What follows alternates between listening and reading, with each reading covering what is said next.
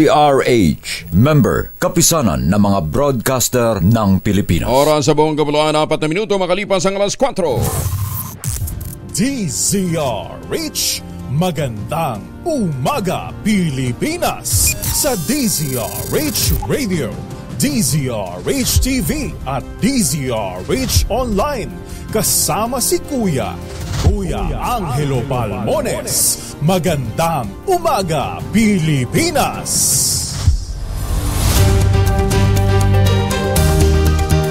Miyerkules tayo ngayon, ika-8 ng Nobyembre 2023. Sa ulo ng ating mga balita, amihan at iserlis patuloy na makakaapekto sa bansa ayon sa Pag-asa. Inflation rate bumagal sa 4.9% nitong Oktubre. Mayorya ng mga Pinoy approve ang ginagawang paglipat ng Kamara sa confidential funds ayon naman sa Octa Research Survey. Senyor Aguila at 12 pang miyembro ng kulto sa Surigao del Norte inaresto ng National Bureau of Investigation. Mga magbababoy sa Oriental Mindoro umaaray sa epekto ng ASF. Higit sa 48 million pesos na halaga ng alagang baboy na ang namamatay. Magsasaka patay sa kalabaw sa Quezon. Sunog sumiklab sa isang warehouse sa May Kawayan, Bulacan. Nasa port alarm na. Antabayanan po ninyo mga detalye. Kasama pa rin natin ang buong radyo natin FM nationwide, ang ating Action Radio Station sa Luzon, Visayas at Mindanao. 91.7 BNFM Radio sa Cebu at 94.3 FM sa Jensan. Kuya Angel po ito, si Angelo Palmones. Bagong balita, bagong impormasyon. Kasama si Kuya Angelo Palmones. Magandang umaga Pilipinas! Naimbag na bigat ka na kayo amin sa ating mga kababayan dyan sa Norte. Diyos marahay nga aga sa ating mga kababayan sa Bicol. Paimuntag Mindanao. Sa detalye ng ating mga balita, walang aasahang anumang sama ng panahon.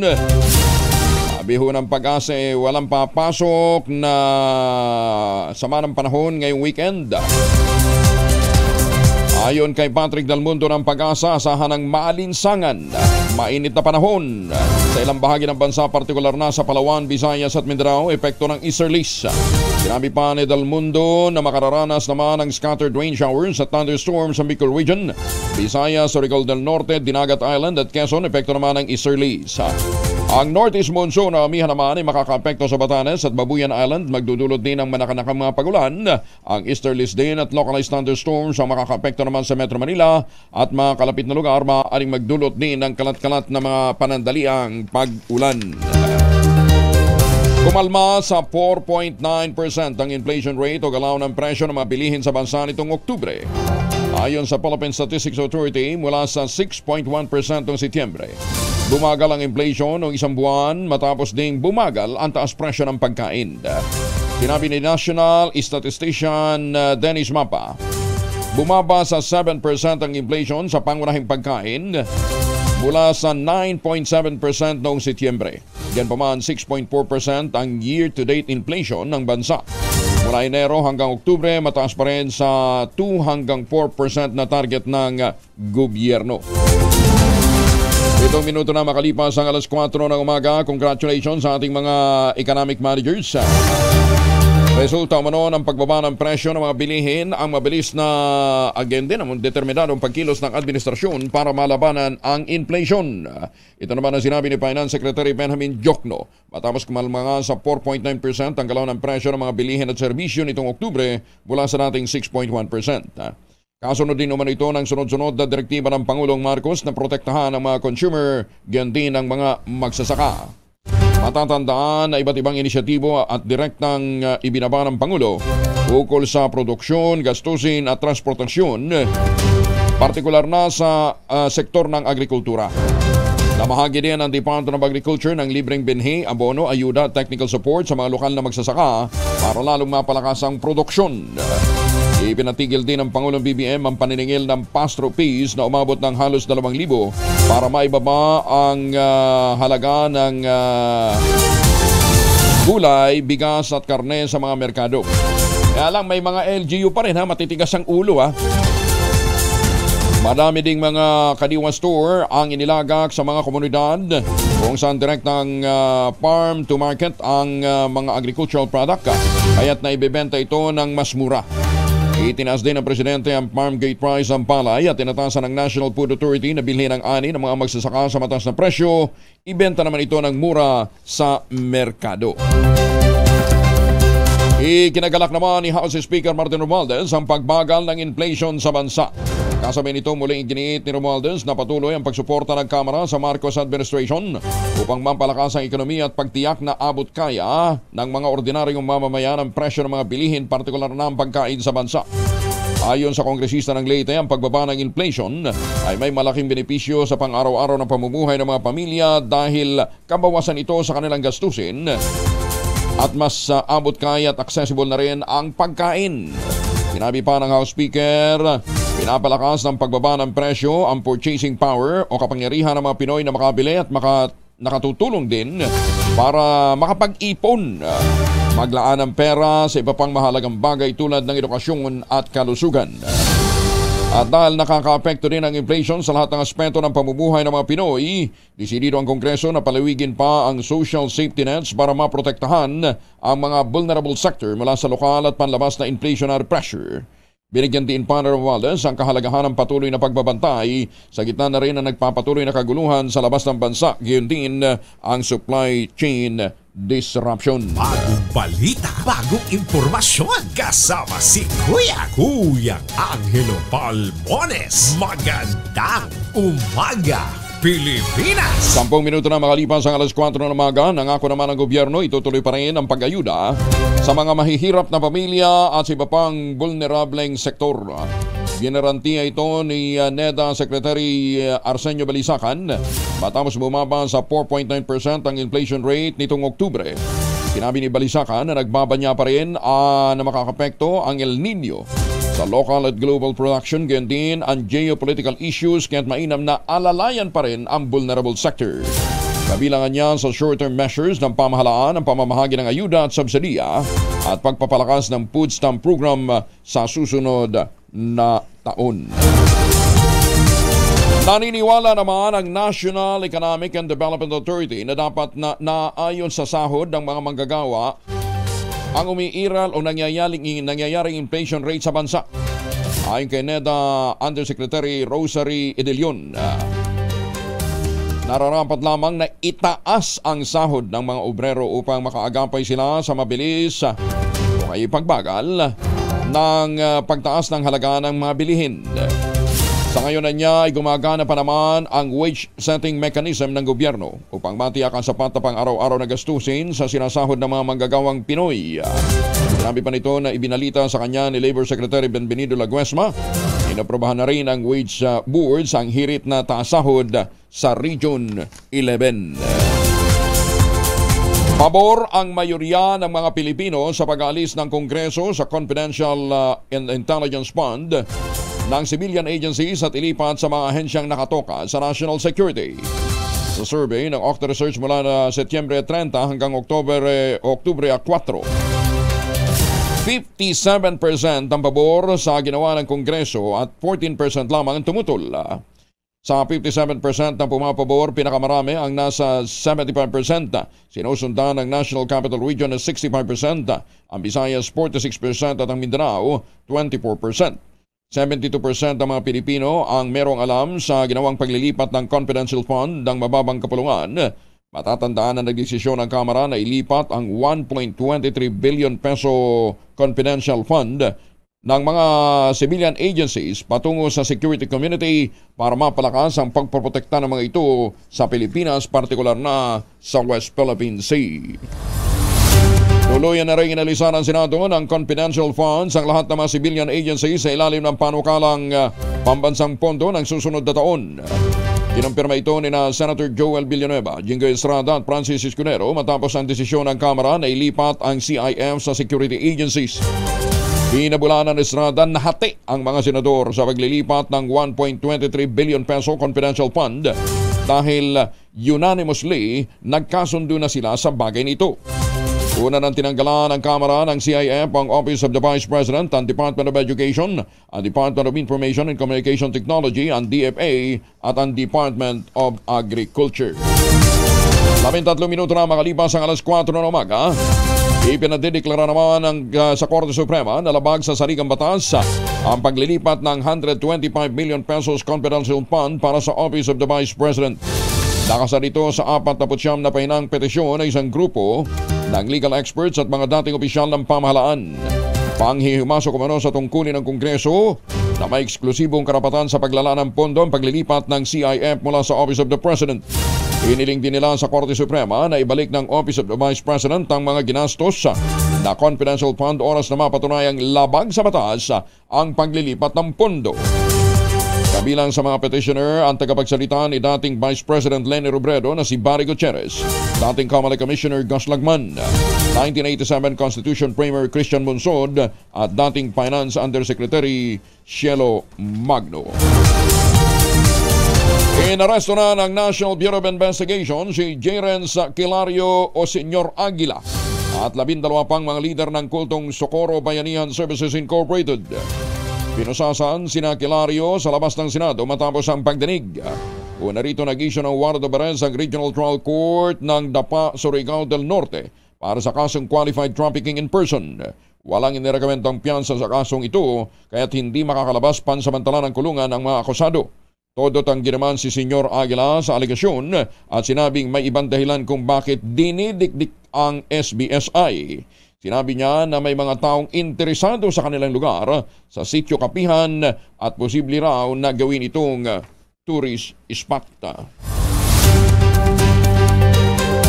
Mahigit sa 200 bata ang umano'y namatay sa Sitio Kapihan sa Surigao del Norte, angkutan ng Socorro Bayanihan Services Incorporated. Ito naman ang binunyag ni Senator Risa Ontimero sa pagdinig ng Senate Committee on Public and Dangerous Drugs sa mga alegasyon laban sa SBSI. Umarap sa hearing ang isang Randolph Balbarino. Ikinuwento kung paano namatay ang kanyang anak sa Sitio Kapihan noong 2020. Ibinahagi niya na nanganak ang kanyang asawa noong Disyembre 14 ng 2020 sa function hall ng SBSI na nagsisilbering delivery area at ospital. Nagagabuhayan niya ang kanyang anak nang lumabas ito ng una ang paa imbis na ulo, pero pinagbawalan sila ni Senyor Aguila na dalhin ng sanggol sa ospital. 2 araw lamang nabuhay ang anak ni Balbarino. Umabot na sa mahigit 48 million pesos ang halaga ng mga baboy na namatay sa Oriental Mindoro dahil sa African Swine Fever o ASF. Sa panayam ng DCRH, sinabi ni Agriculture Assistant Secretary Arnel de Mesa, 7 munisipalidad sa Oriental Mindoro ang may aktibong kaso pa rin ng ASF. Aabot naman sa 2,000 baboy ang namatay habang 3,000 ang nakal kung saan 453 ang mga hog raisers na naapektuhan ng naturang problema sa ASF. Tiniyak naman ng DA ang pagbibigay ng tulong sa mga hog raisers sa pamamagitan ng pagbibigay ng disinfectant at tulong din para sa pagpapalibing ng mga baboy. Ito ay 2,000 yung namatay, yung mortality plus almost 3,000. Yes po. Yung anong tawag dito? Yung kinal po, no? Opo. Almost 5,000. So, ang normal ay 60 kilos per baboy. Ita-times natin yan sa per kilo. Ngayon, ang farm gate is about 160, 170. Opo. So, talagay na natin na 160. That's about 48 million. Wow. Yung halaga ng karne o yung baboy na namatay na doon sa area. Salamat So ang ayuda pagpapalibing. Sus, may ginoong buhay to. Ayuda pagpapalibing. Ay, Ginoo ko.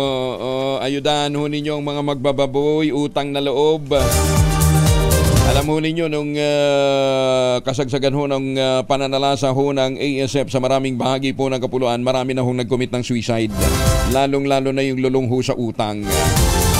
Maawa ho kayo sa kanila. Patay ang isang magsasaka matapos atakihin ng kalabaw sa lalawigan ng Quezon. Sa Report ng Quezon Police, si Simplicio de las Alas ay natagpong patay ng kanyang nakatatandang kapatid na si Severilio sa barangay Tinamnan. Hinanap ni Severilio si Simplicio kasi gabi na. Wala pa ito sa kanilang bahay sa bayan ng Lokban. Natagpuan ang katawan ng biktima sa tabi ng kalabaw kung saan ang sungay nito ay may bahid ng dugo. Naniniwala ang pamilya de las Alas na sinuwag ng kalabaw si Simplicio hanggang sa ito'y mamatay na kinumpirma rin ng doktor. Walang nakikitang senyales ng foul play sa pagkamatay ng biktima. Nagsagawa na rin ang investigasyon ng maturidad habang sumasailalim sa eksaminasyon ang bangkay ng biktima para mabatid ang sanhi o tunay na sanhi ng pagkamatay nito. Wala, paano mo kakasuhan ngayon yung kalabaw? Nasunog ang imbaka ng tela at linoleum sa May Kawayan, Bulacan pasado alas 11 kagabi. Umabot sa ika-4 na alarmang sunog sa warehouse. Bahagyang nadamay sa sunog ang katabing resort ng bodega. Hanggang ngayon, sinisika pa ng mga bumbero na maapula ang apoy na patuloy na nilalamon ang bodega. Antabayanan po ninyo mga detalye ng balitang yan. Naiimbestigahan naman ni Senator Bongo ang recruitment scam na bumibiktima ng mga Pilipino na naghaharap ng trabaho sa Italy. Ang panawagan ni Senator Goy kasunod ang paghawak ng Department of Migrant Workers sa kaso ng mahigit 400 na naghahanap ng trabaho na nabiktima ng Alpha Asistenza SRL. Inimok ng Senador ang Department of Migrant Workers, ang Department of Justice at Department of Foreign Affairs tulungan ang mga individual na biktima ng illegal recruitment at human trafficking. Ayon kay Senator Go, kailangang siguraduhin ang bawat Pilipino saan man sa mundo protektado, hindi na bibiktima ng mga panloloko. Hindi niya dapat payagan at ganitong klase ng mga krimen, lalo na kung mga OFW ay tinuturing nating mga bagong bayani ang siyang alaga nilang biktimahin. Alas 4:20, oy mga misis! Ibon Suba, pag-uwi galing na eskwela o lakwatse, amoy araw. Abay dalian sa germ sa katawan nila para labanan ng amoy araw at amoy pawis gumamit ng Shield Bath Soap regularly. Unbeatable ang Shield sa paglaban sa germs versus another brand may shea butter. Pampalambot ang kutis sa prasyong abot kaya 12.50 SRP. Kaya mga misis ay challenge yung subukan ng Shield Bath Soap. Galit sa sakit may malasakit. Sulit na sulit. Bagong balita, bagong impormasyon. Kasama si Kuyang Angelo Palmones. Magandang umaga, Pilipinas! 21 makalipas ang alas 4, kapapanalong barangay chairman ng Panabo, Davao del Norte pinagbabaril habang nasa loob ng kanyang sasakyan, patay. Detalye na balita mula kay Aris 19, June Dimakuta. Assalamualaikum, June. Alaikum assalam, Kuyang Angel. Dead on the spot ang nanalong barangay chairman ng barangay Datu Abdul Dadia, Panabo, Davao del Norte, matapos na pagbabarili ng riding gunmen sa bahagi ng tabing highway sa Purok Manga sa nasabing barangay. Kinilala ng Panabo PNP ang napatay na si Barangay Captain Paul Albert Epong Sakian. Nabatid na mag-isa ang kapitan sa minamaneho nitong sedan ng tabihan ng gunmen at pinagbabaril. Mabilis namang dinala ng mga residente ang duguang si Kapitan Epong sa pinakamalapit na ospital, subalit binawian din agad ito ng buhay. Nabatid na sa katatapos sa BSKE, isa sa 5 kandidato sa pagka-barangay chairman ng Barangay Dato Abdul si Kapitan Epong na nakakuha ng overwhelming vote sa barangay na majority ng residente ay Muslim. Sa pahayag mula kay Panabo Chief of Police Major Jan Bautista, nakatutok ang Panabo PNP sa anggulong politika na siyang motibo sa pagpaslang kay Barangay Chairman Paul Albert Epong Sakian. Mula sa kaunahan sa Pilipinas, DZRH, ako si RH19, June Dimakutak, tuloy-tuloy sa pagbabalita, tuloy-tuloy na serbisyo, sama-sama tayo Pilipino. Sokran, June. Samantala, lalaki patay din sa panibagong shooting incident naman sa Candelaria, Quezon. Detalye na balita mula kay RH33, Benji Antioquia. Benji, good morning.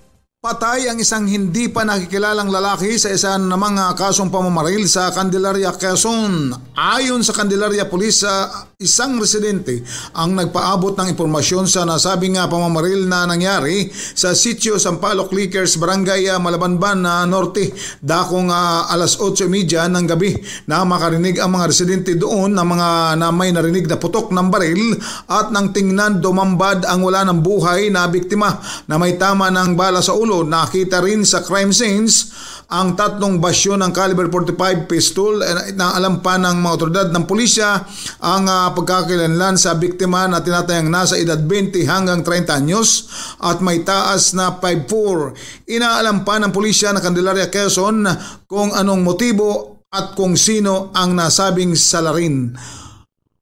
Mula sa kaunahan sa Pilipinas, DCRH, ito si Benjan Chukya, tuloy-tuloy sa pagbabalita, tuloy-tuloy sa serbisyo, sama-sama tayo Pilipino. Maraming salamat, Benji. Samantala, 29 anyos na lalaki patay naman matapos masagasaan ng tren.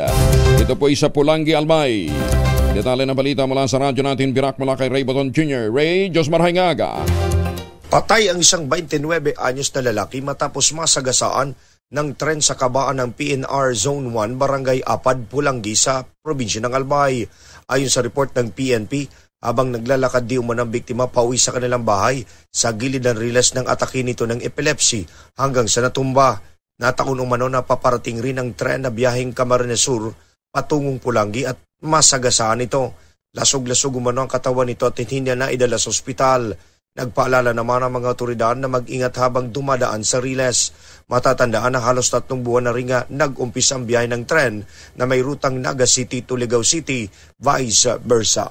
Mula sa kauna-unang radyo sa Pilipinas, DZRH, ito si Ray Boton Jr.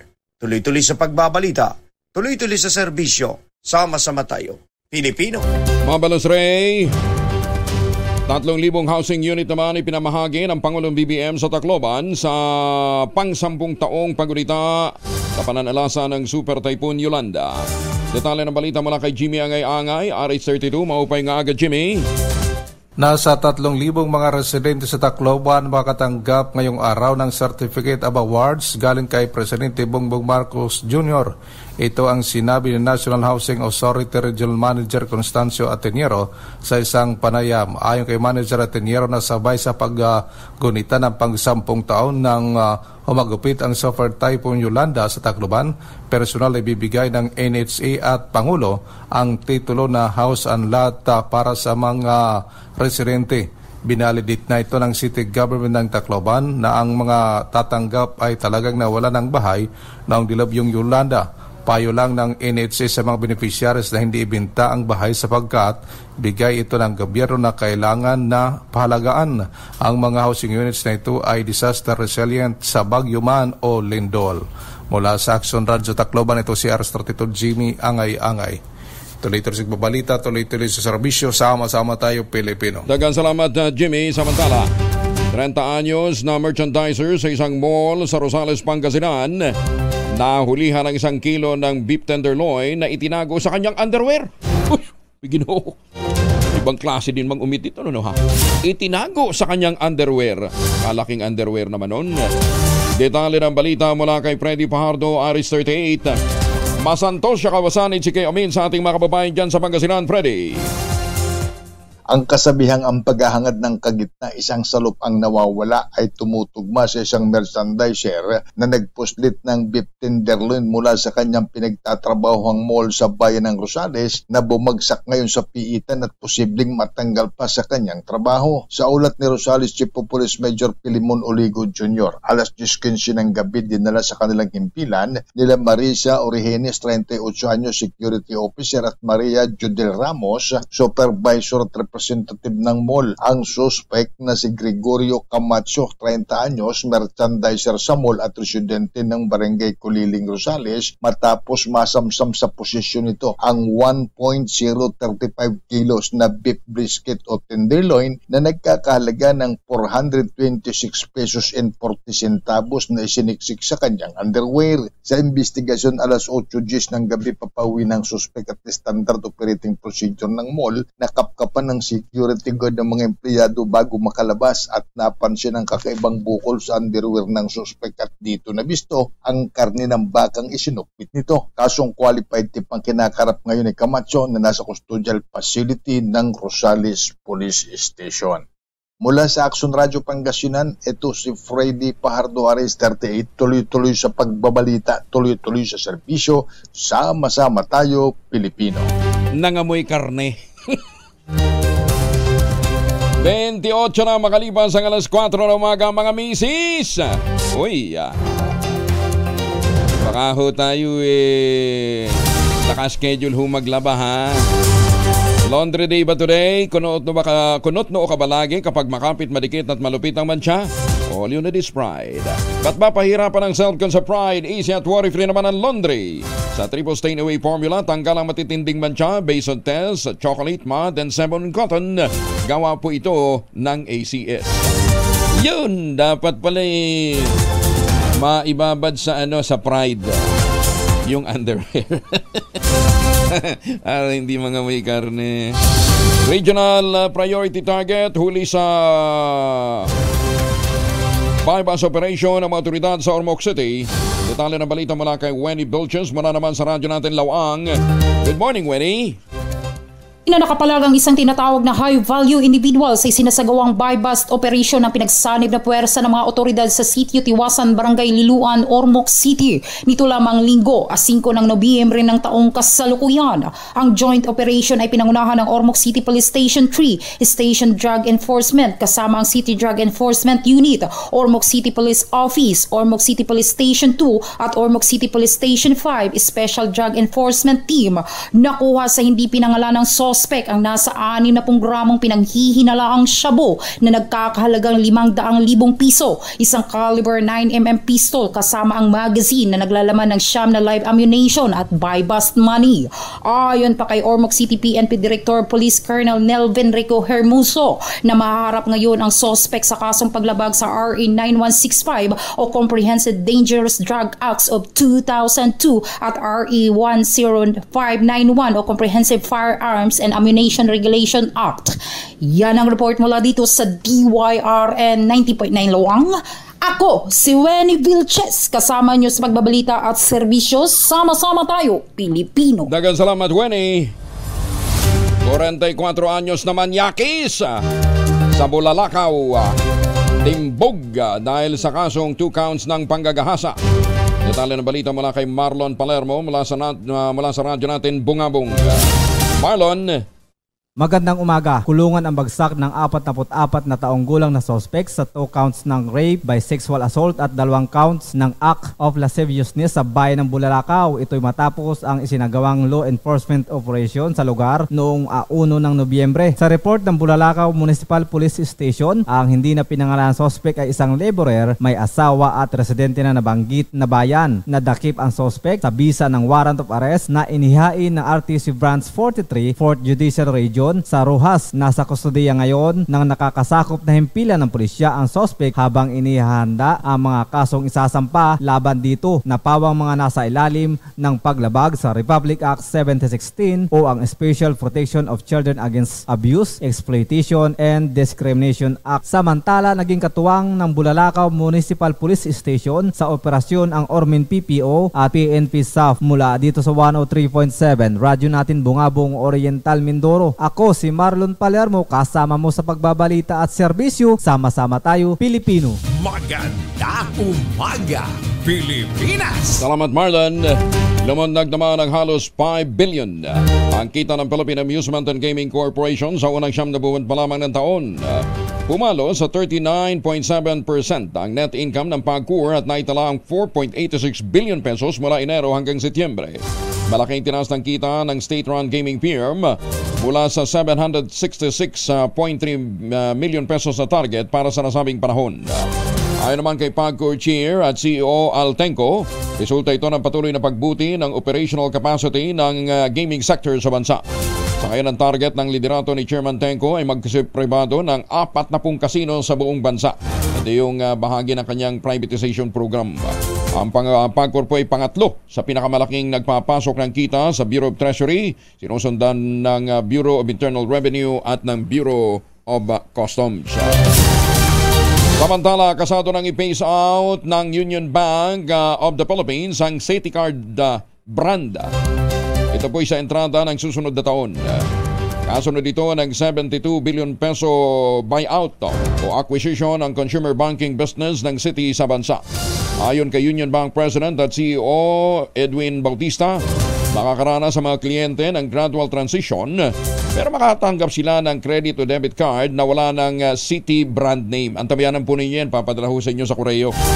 Tinatayang nasa 1.5 million ang aktibong Union Bank credit card users sa kasalukuyan. 33 na makalipas ang alas 4 ng umaga. Tiniyak naman ng Department of Transportation o DOTR kay Japanese Prime Minister Fumio Kishida may kakayahan ng Philippine Railways Institute o PRI na makapagsanay ng mga kinakailangan tauhan para sa railway project ng Pilipinas. Sa briefing ni Transportation Undersecretary for Railway Cesar Chavez kay Prime Minister Kishida, sinabi nito na nagpapatuloy ang mga training ng mga railway engineer, mga technician at mga operators para sa MRT-7 na inaasahang mag-ooperate na sa 2025. Binigyan din ni Undersecretary Chavez ang kahalagahan ng relasyon ng Pilipinas sa Japan dahil malaki ang naitutulong nito para sa pagpapahusay ng mga railway worker sa pagtiyak ng kaligtasan at kayusan ng operasyon ng mga tren sa bansa. Kasabay nito, in-inspeksyon din ng Prime Minister ang PRI Train Simulator Room at ang tunnel boring machine sa Metro Manila Subway Depot sa Valenzuela City. Pinasalamatan din ng opisyal ang donasyon ng Japan sa state-of-the-art train simulator room sa PRI. Ohayo gozaimasu sa mga Pilipinong nandyan po naman sa Japan. Ibinunyag ni Interior and Local Government Secretary Benhur Abalos na nasa 8,000 ang nabiktima ng online scam at nawala ng halos 155 million pesos mula sa iba't ibang uri ng panloloko mula Enero hanggang Agosto ngayong taon. Ayon kay Abalos, base ito sa datos mula sa Philippine National Police Anti-Cybercrime Group na patuloy na nagsisikap na masupil ang online scammers kung saan may mga bagong dirty tricks naman ng mga panloloko. Inuulat ito ni Abalos sa signing ng Memorandum of Agreement sa pagitan ng Securities and Exchange Commission, kapanguna ni Chairperson Emilio Aquino at ng DILG. Layunan niya ng MOA na masuportahan ang kampanya laban sa financial scams, partikular na sa anti-scam at illegal taking ng investment group o ASTIG. Paliwanag ni Secretary Abalos na magkatuwang ang SEC at ang DILG sa pagbibigay ng kaalaman sa financial principles at maiwasan ang paglaganap ng mga traps at techniques ng mga investment scam. Kaya pagka hindi ka panipaniwala, huwag yung patulan ha. Pagka too good to be true. Alas 4:36 ang oras, iginit naman ni Senator Amy Marcos na walang dapat imbestigahan sa umugong na destabilization laban sa administrasyon ng kanyang kapatid na si Pangulong Bongbong Marcos. Kasabay nito ng pagsigunda ni Senator Amy sa Armed Forces of the Philippines at PNP, paigtingin pa ang kanilang pagmamanman kasabay ng pagtangging may destabilization plot laban sa administrasyon. Tinawag ng senador na chismis lamang ang mga kumalat na balita at napulot lamang ito sa mga chat group. Sinabi ng kapatid ng Pangulo na alam nila ang mga ganitong usapan dahil sumali siya sa grupo online upang marinig din ang mga suhestyon at mga reklamo ng iba't ibang sektor. Kumpiyansa pa rin si Senator Amy sa sandatahang lakas ng Pilipinas sa kabila ng ugong na may mga nagbabalak nga ng destabilisasyon sa hanay ng mga retiradong militar. Ayon sa mambabatas, tiwala siyang tapat pa rin ang buong Armed Forces of the Philippines sa konstitusyon, sa rule of law at maging kay Pangulong Marcos. Samantala, minado naman si Senator Marcos na malaki ang pangangailangan ng pondo ng Department of National Defense. Maraming marites, pati yung destabilization sa defense dapat itulong. Baka alarmist lang tayo, pero alam ko talagang malaki ang pangangailangan ngayon ng defense sa budget dahil nagbabago tayo ng prioridad.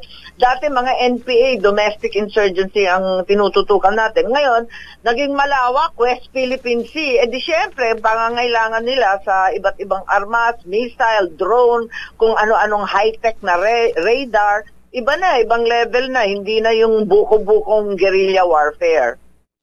Maganda umaga, Pilipinas! 38 makalipas ang alas 4, baka may mga lakad ho kayo. Huwag kalimutan ang inyong mga mahal sa buhay. Pagbaunin po ng proteksyon laban sa mikrobyo. Dalawang formulation ng family alcohol na pwede nating pagpilian, ha? Yung family 70% isopropyl alcohol is specially prepared for clinics, hospital, pharmacies, laboratories, pero okay na okay din po sa mga households. Very effective yan sa disinfection at sterilization. Ganyan ang bagsik ng family 70% isopropyl alcohol. Maghapon man yung gamitin, no problem. Hindi po manunuyo ang inyong mga kamay dahil meron po itong moisturizer. Yun namang mabangong family rubbing compound improved alcohol. Aba, yan ho yung mabangong isopropyl alcohol na ginagamit ng mga masahista, mga barbero, mga doktor, mga nurse, mga kumadrona, mga barbero for sponge baiting and other cleansing purposes. Family rubbing alcohol parang di siya reachable na sa mahabang panahon. Mabibili sa namang butik at convenience stores nationwide. Family rubbing alcohol hindi lang pampamilya, pang sports pa. Magandang umaga sa mga blind masseur, sa mga paliparan na ibinibidang suki nila si Supremo sa kanila pong serbisyo. Senator Tolitz, good morning daw, sabi ng iyong mga suking mga blind masseur. Mahiwagang tunog! Ito, ang ating mahiwagang tunog, balik po sa 1,000.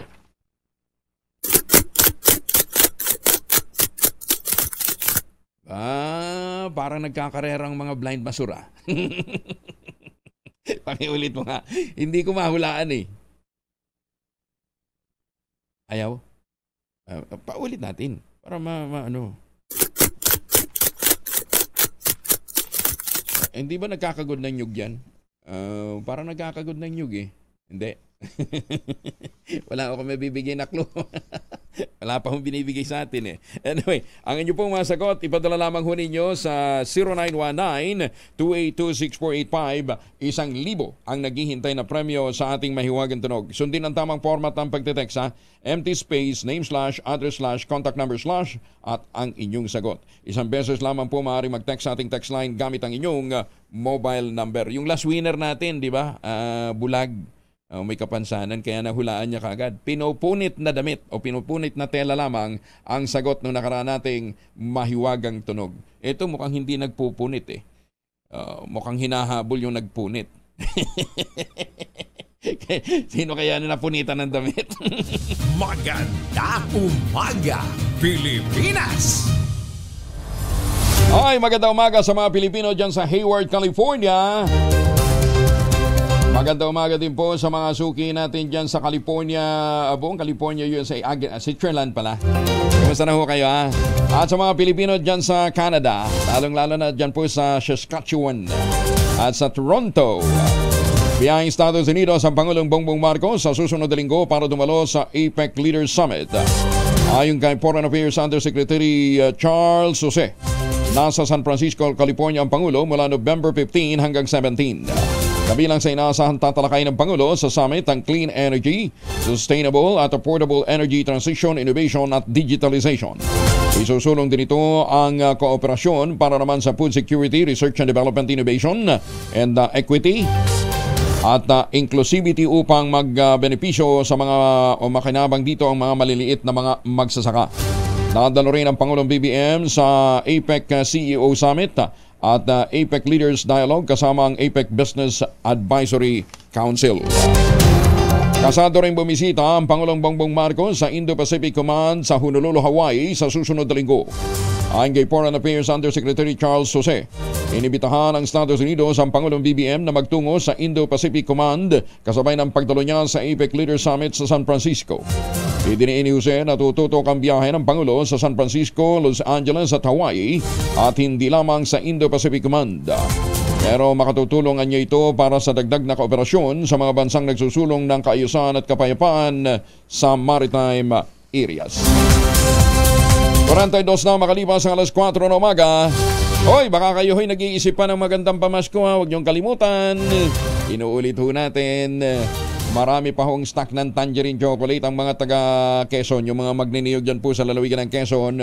Sa tulong nga po ni Dr. Helen Tan, ito pong mga magniniyog na dating umaasa sa Copra, aba ngayon mga MSMEs na. Ayan, ha?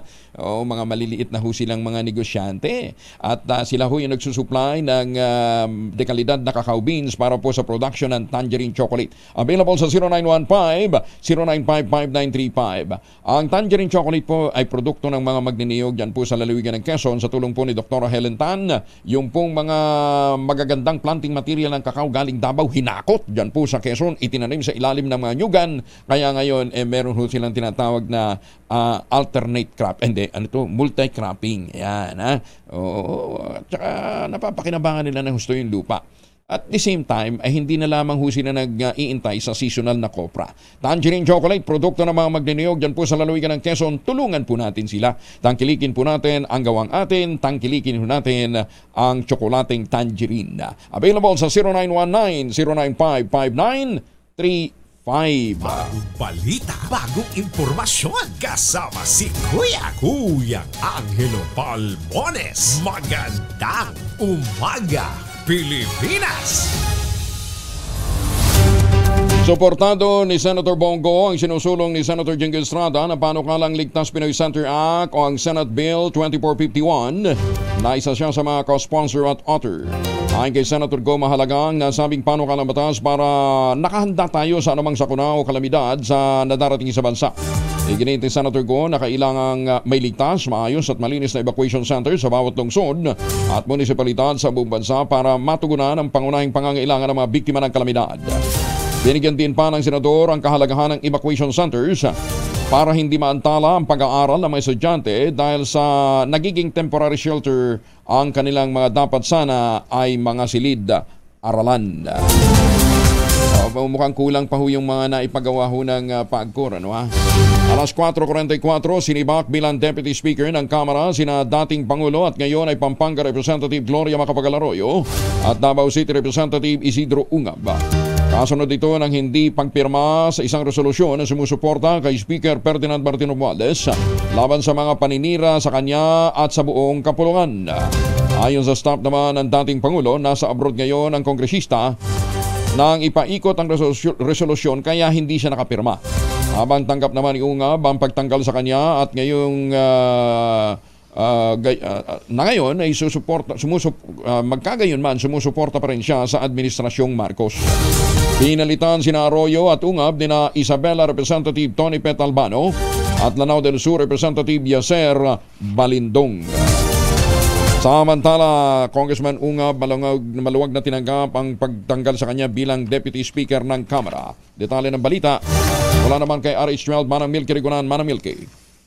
Maluwag na tinanggap ni Davao City 3rd District Representative Isidro Ungab ang pagtanggal sa kanya sa posisyon bilang Deputy Speaker. Sa kanyang statement, sinabi ni Ungab, matagal na siya sa politika at naunawaan niya ang dynamics at interpersonal relations ng mga miyembro ng Kamara. Kahit napatalsik, tiniyak ni Ungab, mananatili ang kanyang suporta sa administrasyon at tumulong sa kampanya noon ni Pangulong Bongbong Marcos sa paniniwala sa kakayahan ni PBBM na may angat ang kabuhayan ng mga Pilipino. Si Ungab at si House Deputy Speaker Gloria Macapagal-Arroyo ay inalisan ng posisyon matapos hindi sumuporta at lumagda sa Manifesto of Support para kay House Speaker Martin Romualdez. Si Congressman Ungab ay pinalitan ni Congressman Yaser Balindog at Congressman Antonio Tony Pet Albano naman ang pumalit kay Arroyo. Samantala wala pang statement si Arroyo dahil kasalukuyan siyang nasa ibang bansa. Para sa kauna-una sa Pilipinas, DZRH, ako si Milky Rigunan. Tuloy-tuloy sa pagbabalita, tuloy-tuloy sa serbisyo, sama-sama tayo, Pilipino. Maraming salamat, Manang Milky. Ito na. Hindi daw big deal. Hindi big deal para kay Pampanga Representative Gloria Macapagal-Arroyo ang pagpapatalsik sa kanya bilang House Deputy Speaker ng Kamara de Representantes.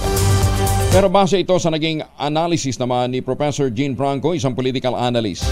Panayam ng DZRA, sinabi ni Franco na minimal lamang ang epekto nito sa mambabatas at patuloy pa rin naman ang kanyang paninindigan sa mga issue at mag-usapin na kinakaharap ng mababang kapulungan. Paliwanag naman ni Franco, bagamat tinanggal sa Kamara si Arroyo, intact pa rin naman ang kanyang constituency at marami pa rin siyang magagawa sa House of Representatives. The part of GMA naman, para sa kanya, ano ba naman yung deputy speaker, di ba? May sarili naman siyang constituency, dati naman siyang pangulo, tapos meron pa rin naman siyang puwersa sa ibang mga influensya sa ibang mga members ng mga House of Representatives. So, hindi naman tingin ko malaking kawalan sa kanya. Kung okay lang kay dating Pangulong Rodrigo Duterte, maski siya na lamang mag-isa ang matira sa PDP laban. Ayon sa dating Pangulo, laging welcome ang mga miyembro ng partido na kumalas at hindi niya pipigilan ang mga ito. Sinabi ng dating Pangulo na malaya ang mga PDP members na malis kung hindi sila sang-ayon sa mga prinsipyo ng partido. Ginawa ni Mayor Digong ang pahayag matapos na kumala sa PDP laban si House Senior Deputy Speaker at Pampanga 3rd District Representative Dong Gonzales. Kasado ngayong araw ang marathon deliberation para naman sa panukalang 5.768 trillion peso national budget ng 2024. Ayon kay Senate President Juan Miguel Zubiri, lain itong masiguro na may papasa ang panukala bago mag-Christmas break ang Kongreso. Lalarga naman ang botohan sa Nobyembre 27 bago isalang sa bicameral conference meeting ang panukalang pambansang pondo.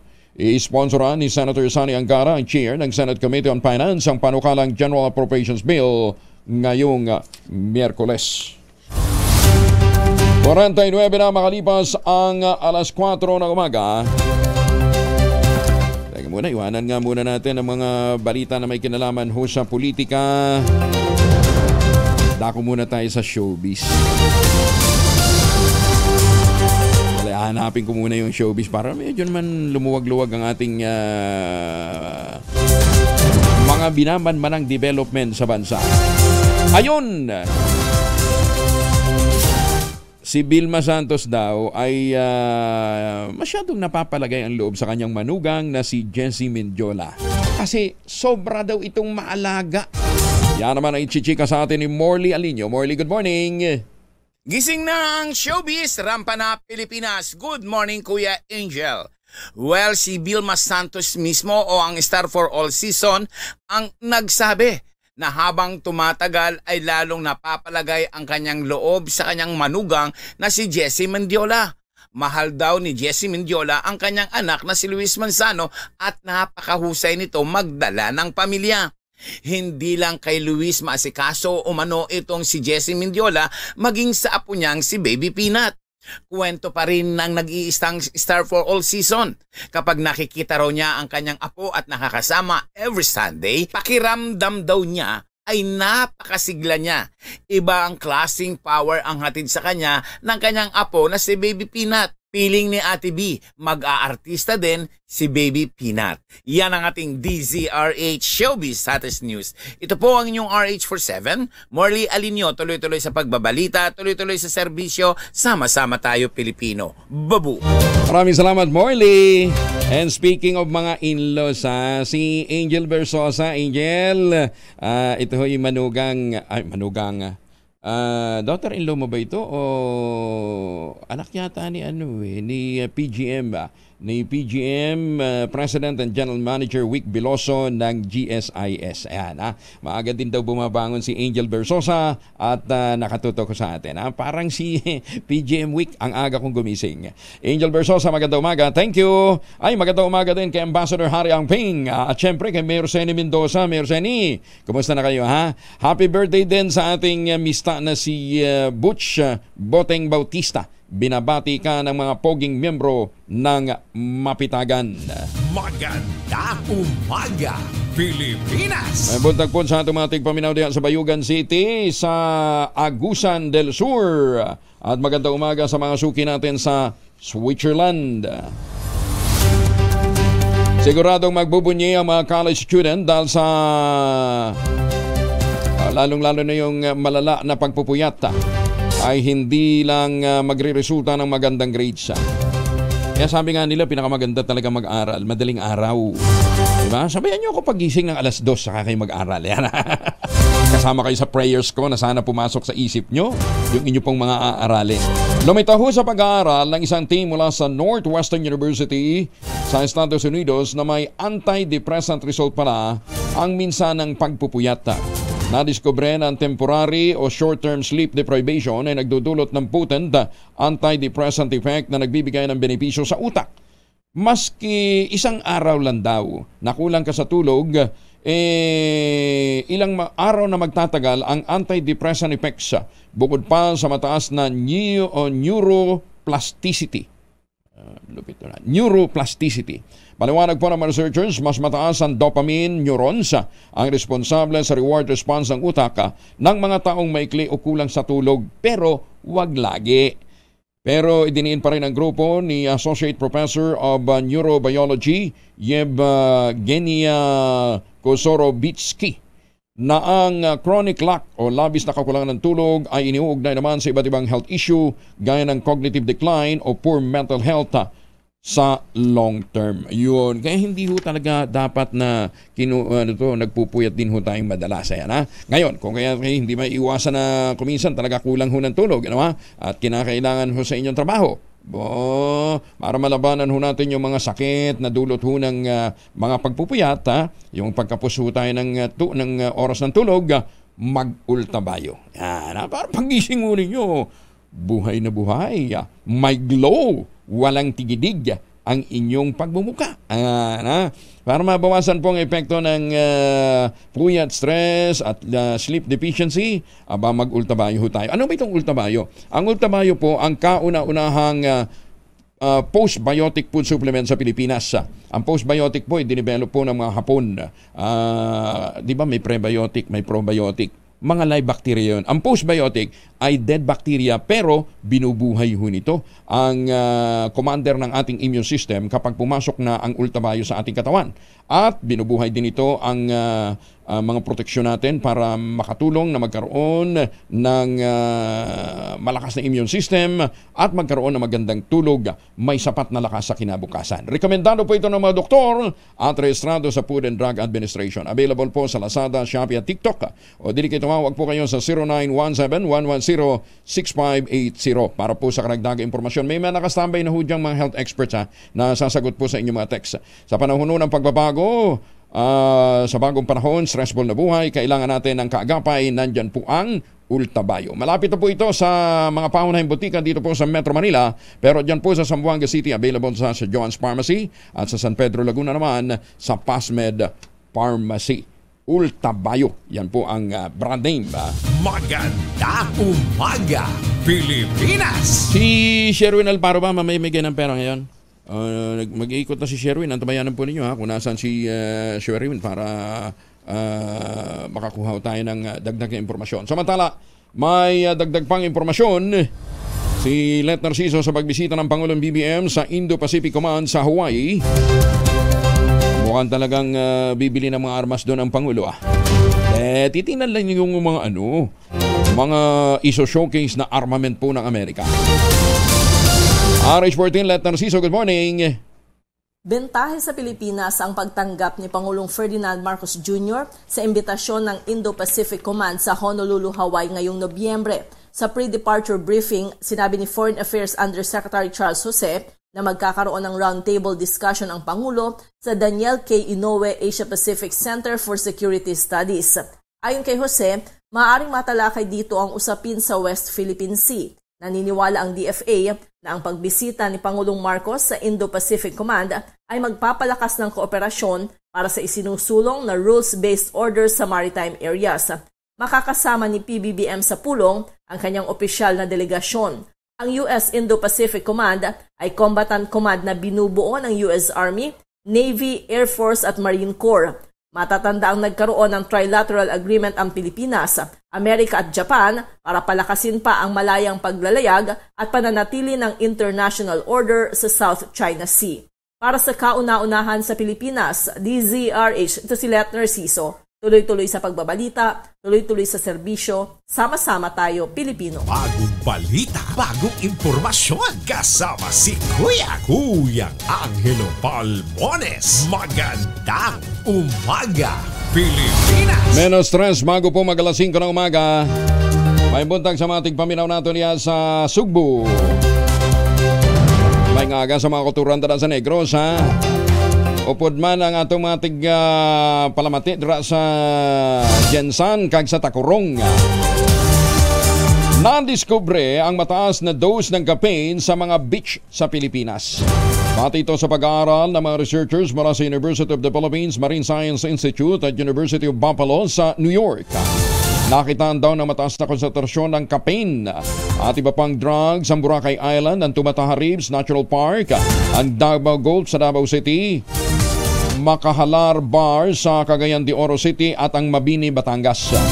Sa pagsusuri sa mga sample sa natural water at wastewater noong 2019, pinakamaraming nadiskubring caffeine sa mga beach. Pangalawa ang paracetamol. Pinakamataas ang caffeine level tuwing dry season kung saan maraming mga turista ang nagtutungo sa mga beach. Ayun yung caffeine. Doon pala na di-discharge sa sa mga katubigan natin, sa mga dagat natin. Paano yan? Pagka napupuyat ba ang isda pagka maraming naiinom na caffeine? Jokingly parang tinitingnan natin to parang biro, pero alamin ho natin mula sa mga taga-MSI, ano nga bang impact ng sobrang dami ng caffeine sa tubig sa mga marine mammals? Hindi lang sa marine mammals, kundi pati na rin sa coral reef. Alam ba ninyo na ang coral reef ng Pilipinas ay pangatlo sa buong mundo? Third sa buong mundo ang Philippine Reefs, sa may pinakamalaking coral reefs. Nauna, ano bang nauna may listahan tayo sandali hanapin natin yung mga bansang may mataas na coral reefs. Una dito ang Indonesia. Ayan, ang Indonesia ay isa sa mga nangunguna sa mga bansa na may malawak na coral reefs. Meron silang 51,000 kilometer stretch ng coral reefs. Sumusunod ang Australia. Ang Australia naman ay may 48,960. Ganun sa kalawak. At ang pangatlo, RHTV, labas mo nga. Ang Pilipinas naman ay merong 25,060 kilometers ng coral reefs. Yun. Kaya nga dapat talaga pinangangalagaan ho natin from reefs to reach. Yan para maayos ho yung mapapanatili ho natin ang sigla ng ating mga karagatan. Tsaka paalala natin nagsimula na po ang close fishing season ngayon ng galunggong dyan po sa may Palawan at sa iba pang bahagi ho ng Kapuluan within the month. Tatagal yan hanggang next year. Kasi nga, kinakailangan na maproteksyon ho natin yung spawning season, yung panahon ho ng kanilang pangingitlog. Ay, tamang-tama. Kasi nga pala, ang Nobyembre ay global observation ng Environmental Awareness Month. Ayan, National Environmental Awareness Month. Kaya congratulations dito po kay Congresswoman Sam Santos ng 2nd District. Meron hong mga inisyatiba si Congresswoman Sam Santos para po sa National Environmental Awareness Month. Diyan na lang ho natin itutok yung ating mga inisyatiba, pangangalaga ng kalikasan, para si Kador Plato, yung malawakang pagtatanim ho ng kawayan dyan po naman sa Bulacan, para maproteksyohan yung ating mga coral reefs. Actually, isa ho sa mga malalaking issue na nakakaharap yan itong si Secretary Kiko Laurel, yun daw pong involvement nito sa reclamation. Kaya malamang isa sa mga magtanong sa kanya during the confirmation si Senator Villar. Kasi naniniwala si Senator Villar na makakaapekto itong ginagawang reclamation activities. Sinasabi, involved dito si Secretary Kiko Pimentel. Senator Kiko Laurel. Pero sabi niya naman, nag-divest na siya na kanyang mga interest. Anyway, yan ho, ilan lamang ho sa mga maiinit na usapin kapag sumalang po itong si Secretary Kiko Laurel sa CA. Teka, samantalahin ko na rin pagkakataon dahil ngayon naman National Environmental Awareness Month. Kilala nyo ba si Pando? Hindi niyo pa kilala si Pando. Si Pando po ay hindi tao. Si Pando po ay itinuturing na pinakamatandang species, pinakamatandang organism sa buong mundo. Kasi prehistoric pa ho ito. Ayan ha, tingnan mo ninyo. Yan. Akala ho ninyo gubat yan? Hindi po. Yan po ay iisang puno. Ilang mga puno lang ho yan. Hindi po siya maramihang puno. Si Pando po ay, ang tawag ho nila dyan ang tawag ho dyan sa lugar na yan ay Central Fish Lake National Forest. Okay? Ayan, isang puno lang ho yan. Yung trunk ho niya ay galing po sa mga ugat ng iisang puno. Si Pando.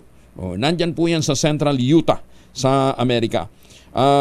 Una itong nirecognize sa mga researchers noong 1970s at kalaunan napatunayan din po ng mga geneticists. Ayan, yung mga nasa nag-aaral ng genetics na ito pala ay prehistoric ang edad. Ayun. Kaya pag pumunta ho kayo ng Amerika, Mr. President, puntahan din ho ninyo itong Central Utah, yung Fish Lake National Forest, at makita ho ninyo si Pando na ngayon daw po ay nasa 1 mile southwest of Fish Lake sa State Highway 25. Hindi po yan gubat, isang puno lang yan. Si Pando. Kasi kung marami sila Pandos. Kung nabiging babae yan, nasa China. Panda. Maganda umaga, Pilipinas! Kung kulang sa height, oras sa buong kapuluan, 4 na minuto na makalipas ang alas 5 na umaga.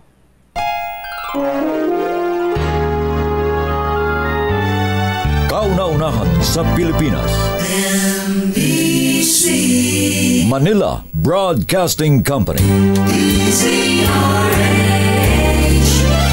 DZRH, member, kapisanan ng mga broadcaster ng Pilipinas. Oras sa buong kapuluan, Alvin De Lara.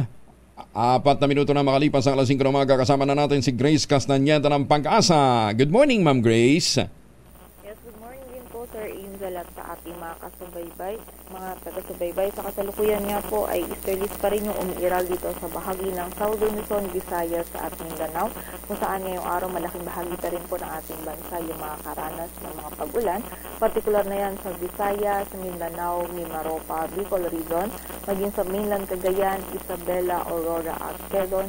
Posibleng dulot nga po yan ng shoreline at ng easterly. Samantala, ang amihan naman natin nakaka-apekto pa rin sa extreme northern Luzon, kung saan magiging maulap din yung kalangitan at meron pa rin tayo mga pag-ulan sa Batanes at Babuyan Islands. At dito naman po sa Metro Manila, maging sa nalalabing bahagi ng ating bansa ay generally fair weather condition yung ating mararanasan. Ngunit meron pa rin tayong chance ng mga may hinang pag-ulan or pag-ambon sa Ilocos Norte at Apayao, at mga isolated na mga pag-ulan, pagkidlat at pagkulog naman dito sa Metro Manila, maging sa nalalabing bahagi pa ng Luzon. So pag-ingat po para sa ating mga kababayan pa din sa posibilidad ng mga pagbaha at pagguho ng lupa, and also yung regional offices din natin ay nagpapalabas ng mga thunderstorm advisories or babala ukol sa mga pag-ulan nito. At sa kasalukuyan, wala rin tayong minomonitor or namamataan pa ng sama ng panahon na maaaring maka-apekto dito sa ating bansa. At yun po muna ang latest dito sa Weather Forecasting Center ng Pag-asa. Grace Castañeda, magandang umaga po. Maraming salamat, Grace Castañeda ng Pag-asa. Maganda umaga, Pilipinas! 6 na minuto na makalipas ang alas 5 ng umaga. Pag-upo ng nanalong barangay chair ng Pandacan, Maynila, ipinatitigil ng kanyang nakatunggali dahil daw po sa malawakang election violation. Detalye na balita mula kay Boy Gonzales sa RH29. Boy, good morning. Good morning, Kuya Angel. Maapila sa COMELEC ang isang natalong kandidato ng barangay 836 sa Pandacan, Maynila dahil sa umuray malawakang election violation noong nakalipas na halalan. Sa kanya reklamo sa COMELEC Law Department, sinabi ni Mr. Rolando Aralar, hindi dapat payagan mga manumpa sa tungkulin ang kanyang katunggali na si Jose Pascual III dahil sa daming mga paglaban umano sa batas nung nakakampanyahan. Kabilang sa mga tinukoy ni Aralar ay ang vote buying, illegal campaigning at illegal posting ng mga campaign materials. Ginamit din daw ni Pascual ang ilang kagamitan at mga empleyado ng barangay para sa kanyang kampanya. Ganito ang incumbent chairman. Nagpadala na ng kanyang reklamo si Aralar sa COMELEC Law Department. Ngunit hanggang sa ngayon ay wala pa siyang nakuwang malinaw na sagot. Kaya apelan niya sa COMELEC, tulungan siya na pigilan si Pascual na upong chairman ng Barangay 836 habang hindi mereresolba ang kanyang reklamo. Mula sa kauna-una sa Pilipinas, Bisarich, ito si Boy Gonzales, tuloy-tuloy sa balita, tuloy-tuloy sa serbisyo, sama-sama tayo, Pilipino. Maganda umaga, Pilipinas! Maraming salamat, Boy. At para ho naman sa mga taga Central Luzon, baka kayo ho'y naghahanap ho ng mabibiling bahay na abot kaya. Samantalin ho natin itong offer ho sa atin ng Westchester Realty. Yung kanina po mga proyekto dyan po sa Sibera Mabalacan, Sibera Bacolod at Samira. At 20,000 pesos all-in down payment po naghihintay. Ano pang iniintay po ninyo? Ito pa rin ang pangarap na magkaroon ng sariling bahay sa presyong abot kaya. Kapag kayo bumili, may chance pa ho kayong manalo ng kotse doon ho sa kanilang parapol. Dahil nga po naman magpapasko. No, Kaya para ho doon sa mga naghahanap po ng bahay na ready for occupancy, makipag-ugnayan po kayo sa 0947-434-5555 o dili kaya sa 0996-515-5555. Ito pa rin ang pangarap na magkaroon ng sariling bahay. Pagkatapos ho ng 7 days after ng take-out ng Pag-ibig Housing Loan, pwede na kayong maglipat bahay agad kasi nga po ready for occupancy na ang kanilang mga nag-iintay na unit. Ito pa rin ang pangarap na magkaroon ng sariling bahay sa presyong abot kaya. Maganda umaga, Pilipinas! Kahapon po nabalita natin yung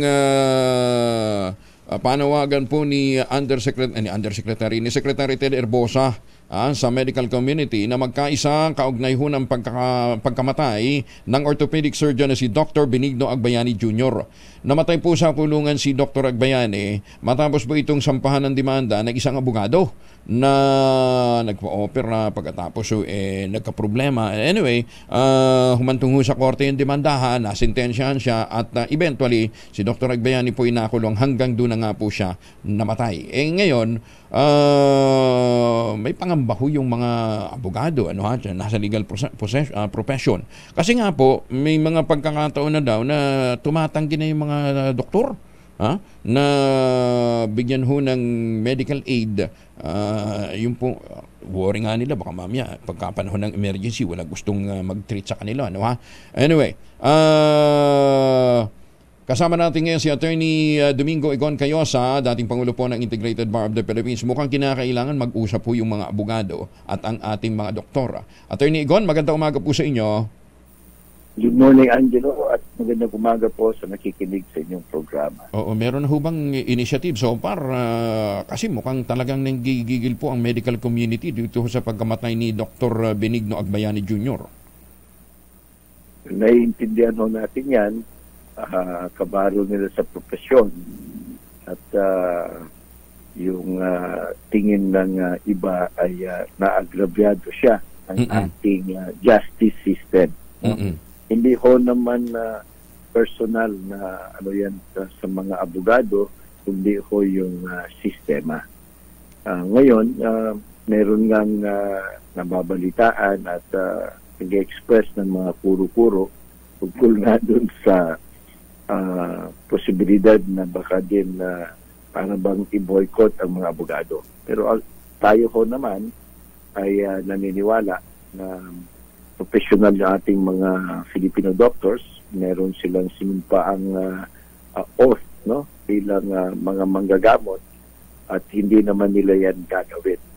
Ngunit karapatan din ng sino mang may ibang kaisipan na maglahad ng kanilang damdamin at siguro mga panukalan ganyan. But we trust that the leaders of the medical profession, kagaya din ng kaming mga leaders ng legal profession, will act very professionally at kung meron mang mga sektor o mga ilan na ganyan ng kaisipan, maganda rin yung panukala na mag-usap-usap para it will not be blown out of proportion and we remain faithful to our respective professional ethics at professional commitment.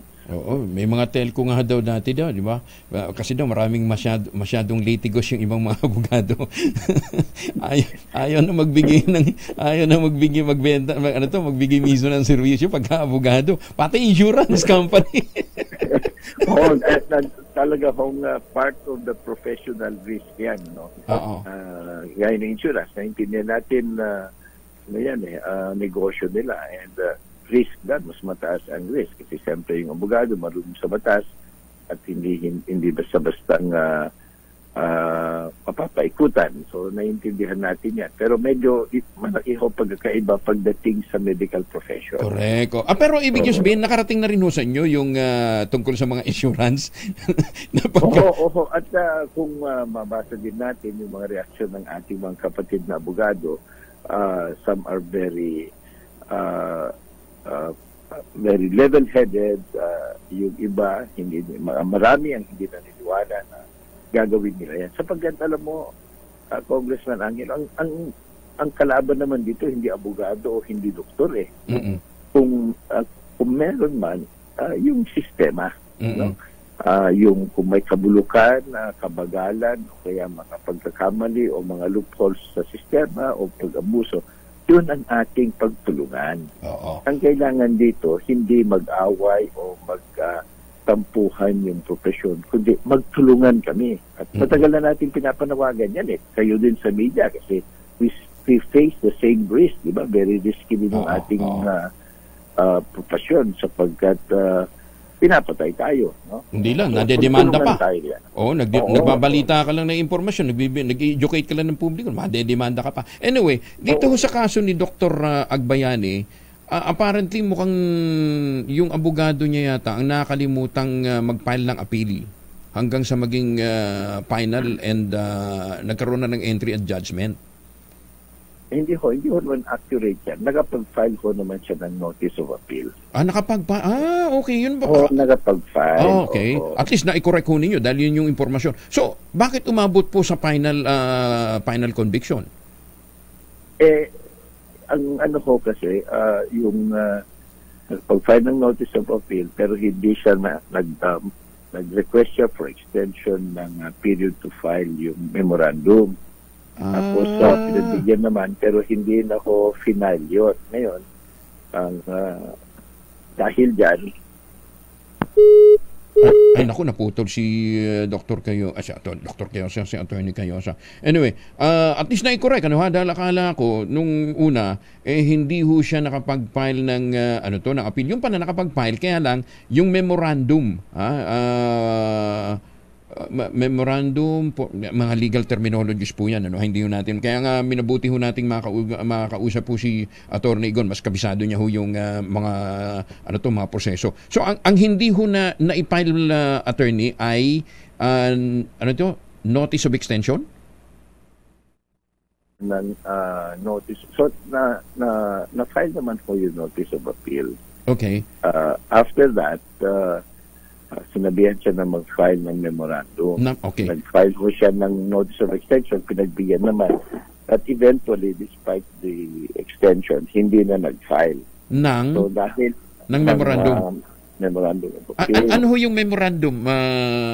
Paki-educate lang ho kaming mga non-lawyers. Yan ho yung hinihingi dun sa nag-a-appeal para ilatag sa appellate court. In this case, RTC, no? First, from the MTC to RTC, para ipaliwanag ano ba yung kaso na ito at ano yung argumento mo. Parang gano'n. Hindi na ako siya nag-file doon at dahil yan, sinabi ng RTC, hindi dismiss namin yung apela mo. Ngayon, dinismiss na. So, ano yun? Is that a negligence on the part of the lawyer or kasi baka naman busy lang siya masyado o kaya hindi natin alam yung circumstances but hindi natin alam pero meron isang legal view na ito daw ay criminal case, hindi naman mandatory na required in a criminal case yung memorandum of appeal. You have a choice to file it or not file it. Pag civil case, mandatory talaga yon. So, ganun ang nangyari. No? Kasi pwede naman mag-rely sa record of the trial court yung appellate court. Umabot na po yan sa Court of Appeals, hindi rin pinagbigyan. Pagdating sa Supreme Court, hindi rin pinagbigyan. Siguro dahil sa tingin nila... Technicality. May technical problem. Pero yan ho yung appeal. Hindi ko naman sinasabing hindi tinignan yung records. Kasi mag-file ko hindi ng memorandum, yung records, ifo-forward dun sa higher court. So nakikita naman nila kung ano ang nangyari dun sa trial court. So hindi, sabi nyo, hindi naman requirement yung memorandum na yun. Yun ang sinasabi ng iba. Sinasabi yun ng ibang mga lawyers ng mga doktor na bakit dinismiss ka agad dahil walang memorandum of appeal, hindi naman yan mandatory kasi reckless imprudence nga ito criminal case, hindi naman civil case. So that's one aspect na tinitignan nila. But what happened is pinakit pa rin yung records sa mga appellate courts pero sa tingin nila may kulang. Tama. Hindi naman ho sa may kulang pero tama yung desisyon. Kasi hindi ho naman dahil lang dun sa technicality. That could be one factor. Pero makikita pa rin ng appellate court yung records. Makikita nila kung anong sinabi ng mga testigo, mga ganyan. So, hindi pinagbigyan. Kaya nakulong. So anyway, just the same siguro pwedeng maging amendment sa rules of procedures yung klaruhin na kung yan ba talaga kasi sabi nga ninyo parang argumento lang yun na hindi necessary, hindi mandatory. So siguro baka sa rules of procedure ng korte maliwanagan. Magandang punto yan na of course it is very unfortunate, makikiramay tayo kay Dr. Iggy, pamilya niya at kanyang mga kasama sa profesyon, but we have to learn from this, no? Okay. At maging mas vocal tayo, maging mas active tayo in proposing and pushing for reforms in the justice system. Yung klaruhin yung mga rules. Kasi marami yung mga rules kasi na kuminsan pa iba-iba, kuminsan subject to so much discretion on the part of the judge o yung mga administrators of justice. So, di ba, ang best experience yan or best practice is the simpler the rules are, the more straightforward they are, mas madali sana. Okay. So, the other one, of course, is the delay, no? Medyo simpleng kaso, humaba ng konti. Pangatlo, is also very important, hindi natin alam, baka naka-apekto din ito sa health ni Dr. Iggy, tingnan ho natin ang estado ng ating mga jail. Totoo yan. Notoriously ho, suggested ang ating jails. Of course, there have been some efforts of improvement at the local government level, dun sa BJ. Pero, mababasa at makikita natin na marami pa ring loopholes at minsan mga pagkukulang o kaya pag-aabuso sa ating jail system. Kasama yan sa justice system. So, yun din sana. Ipes na yung mag-away, mag-boycott at talakihin yung magandang mag-usap-usap. At maganda rin para makita ng taong bayan yung kalagayan ng ating criminal justice system overall at pagtulungan tayong i-improve ito because it can stand a lot of improvement. Thank you for that wisdom, Attorney Igon. Maraming salamat for joining us. Magandang umaga po. Thank you. Maraming salamat. Magandang umaga po sa lahat. Ang napaka-aktibo pa rin kahit siya po'y dating Pangulo na ng Integrated Bar of the Philippines, si Attorney Igon Cayosa. Ayan, so para ho sa mga doktor na may ganung mindset sa masamaan loob sa mga abogado sabi nga ho ni Attorney Igon let it be a learning experience para ho sa lahat at kung may mga pagbabagong kailangan gawin maging daan sana itong pagkamatay ni Dr. Agbayani para sa mga reformang kinakailangan hindi lamang siguro sa legal system kundi pati na rin sa sa ating medical profession. Magandang umaga, Pilipinas! Ay, magandang umaga sa ating mga kumadrona. Kumusta na ho yung ating mga frontline health workers na mga kumadrona, mga barangay health workers? Alam nyo, may magandang plano sa inyo si GSIS President Vic Velosa. Sa mga susunod na pagkakataon siguro, maibalita natin yan. Samantala, dalawa naman ang formulation ng family alcohol na pwede nating pagpilian, proteksyon ng pamilya laban ho sa mikrobyo. Yung family 70% isopropyl alcohol is specially prepared for clinics, hospital, pharmacies, laboratories. Pero okay din po sa mga emergency kits natin, ha? Sa household, very effective yan sa disinfection at sterilization. Ganyan ang bagsik ng family, 70% isopropyl alcohol. Maghapon man natin gamitin, walang problema, hindi po manunuyo ang ating mga kamay dahil meron po itong moisturizer. Yun namang mabangong family rubbing compound improved alcohol. Ayan ho yung mabangong isopropyl alcohol na ginagamit ng mga masahista, mga barbero, mga doktor, mga nurse, mga kumadrona for sponge baiting and other cleansing purposes. Family rubbing alcohol parang DZRH book na sa mahabang panahon, mabibili sa namang butik at convenience stores nationwide. Family rubbing alcohol, hindi lang pampamilya, pang sports pa, maya paabak kakayungan sa ating mga kababayan dyan sa Araya at Pampanga. Magandang umaga, Pilipinas! Sa mga taga-Porac at mga taga-Impanta Quezon, good morning. Sa mga taga-Singan at sa mga suki natin dyan sa Hong Kong, maraming salamat muli sa ating pong mga OFW. 23 na makalipas ang alas 5. Champion! Go! Ang Tangerine Chocolate. Ayan. Ang Tangerine Chocolate po ay produkto ng mga magniniyog dyan po sa lalawigan ng Quezon sa tulong nga po ni Dr. Helen Tan. Ito pong mga magniniyog na dating umaasa sa Kopra. Aba ngayon, mga MSMEs na dahil hinakot po yung mga magagandang planting material ng kakao galing Davao, idinala dyan ho sa lalawigan ng Quezon, itinanim sa ilalim po ng mga nyugan. Kaya ngayon, meron silang produktong Tangerine Chocolate. Available sa 0919-095-5935. Mahigit 10 variants po ang available sa TangerineChocolate.ph. I-check nyo na lamang ho doon. Yung mga raw materials na ginamit dyan, galing din po sa ani ng mga magsasaka. Palakasin natin ang loob ng ating pong mga magsasaka, ng ating pong mga magniniyog, ng ating mga MSMEs. Tangkilikin po natin ang gawang Pinoy. Sino nga bang magmamalasakit sa mga produkto ng mga Pilipino kundi ang kapwa Pilipino, sabi po ni Dr. Helen Tan. Mga lider ng SBSI dapat na mabulok sa kulungan. Ayon po naman kay Senator Rizzo Ontiveros, detalye na balita mula kay Raymond Dadpaz, RH28. Raymond. Nararapat lang na mabulok sa bilangguan ng mga lider ng Socorro Bayanihan Services Incorporated o SBSI kapag sila ay convicted sa mga kasong kinakaharap sa hukuman.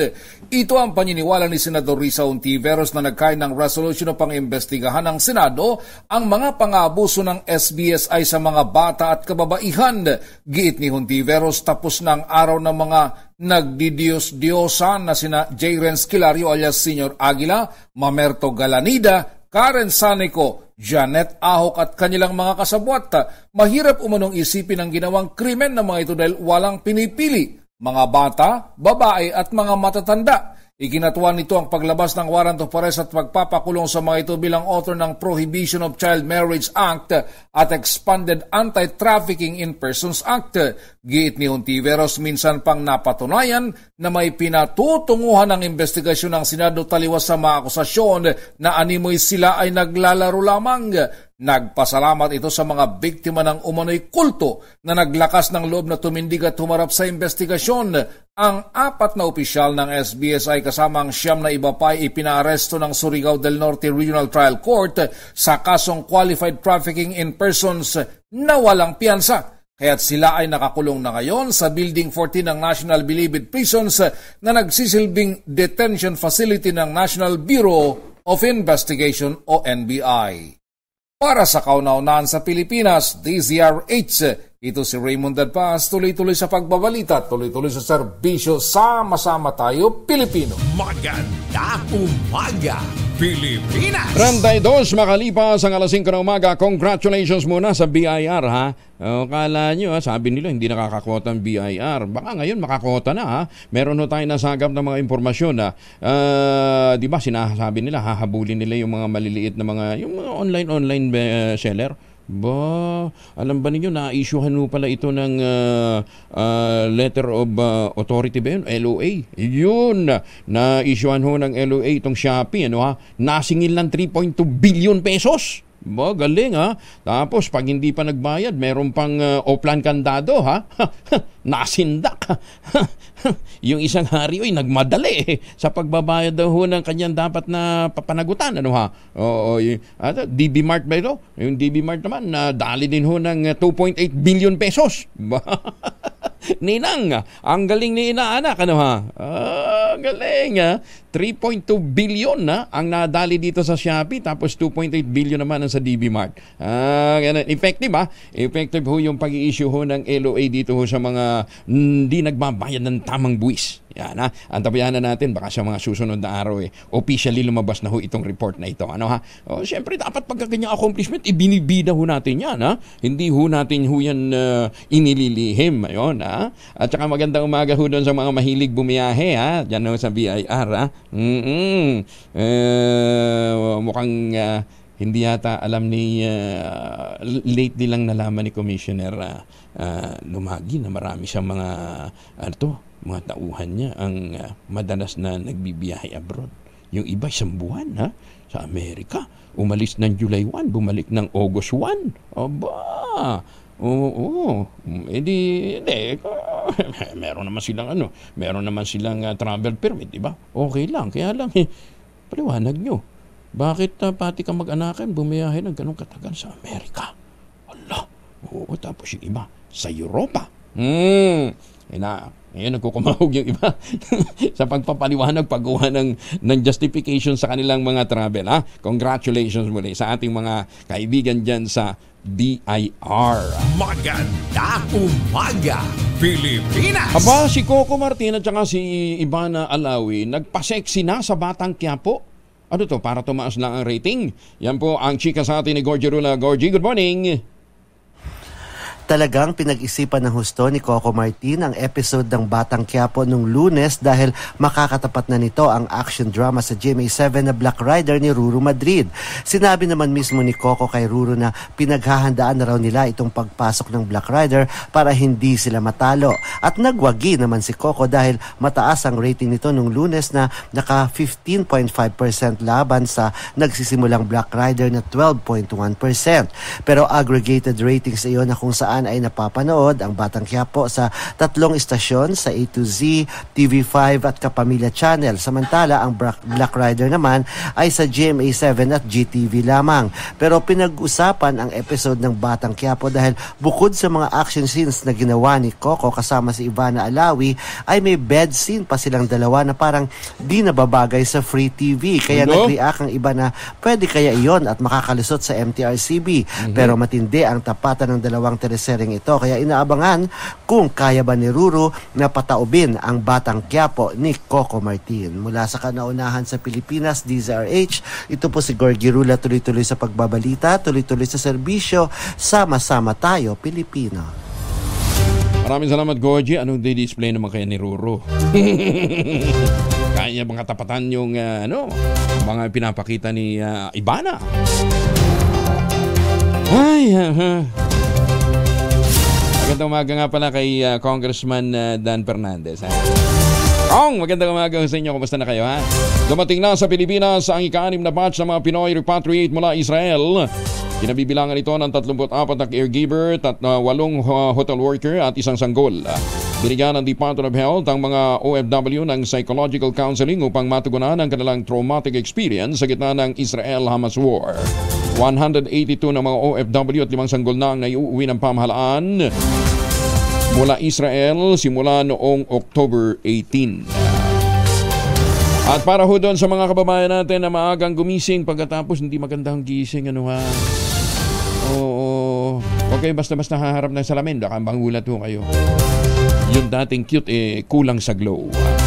Dala ho ng puyat at saka ng stress yan, mag-Ultabayo. Ano nga bang Ultabayo? Ang Ultabayo po ay kauna-unahang postbiotic food supplement na dumating sa Pilipinas, dinevelop po ng mga Pilipino. Ang postbiotic po naman ay teknolohiya na dinevelop at tinaplas, inaral na madarbasa sa Japan. Ang function po nito ay ina-activate ang commander ng ating immune system laban sa sakit at infeksyon at nakatutulong para magkaroon tayo ng sapat na tulog para magkaroon ng magandang sapat na lakas sa kinabukasan. Rekomendado ng mga doktor at rehistrado sa Food and Drug Administration o FDA.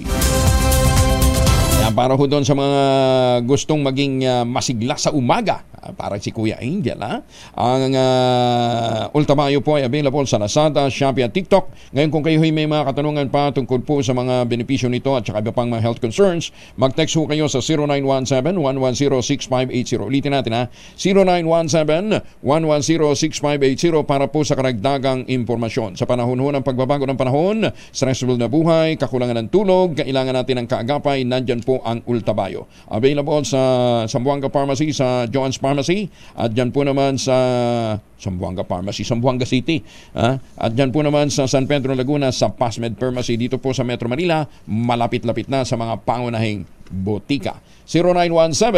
0917-110-6580. Dyan ho kayo mag-text ng inyo pong mga concern. Magandang umaga, Pilipinas! 38 makalipas ang alas 5.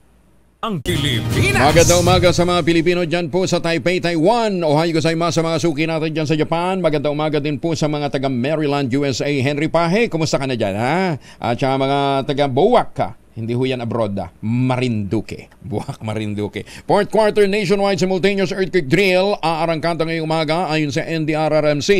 Magandang umaga kay Direktor Bong Cabantac. Magandang umaga, Pilipinas. Secretary Jim Sampol na, may buntag ni mo, sir. At saka syempre kay Justice Max De Leon. Magandang umaga po sa inyo, Justice. Kay Justice Leo Madraso, kay Justice Raul Villanueva, at sa mga suki ho natin sa iba't mga korte. Magandang umaga po sa inyo. Kay Yusek Cesar Chavez, boss.